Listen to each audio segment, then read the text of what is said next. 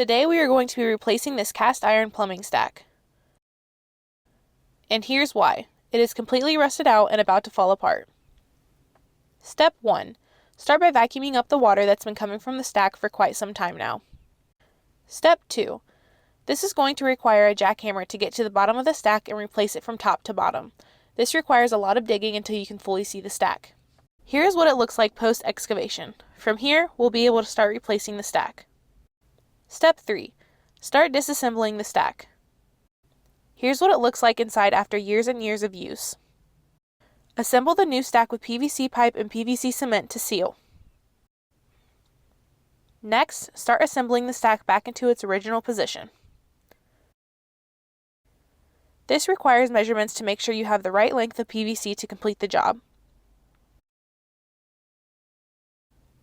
Here's a look at the new stack in place. The final steps are filling the hole with gravel and then sealing the hole back up with cement. This project is now complete.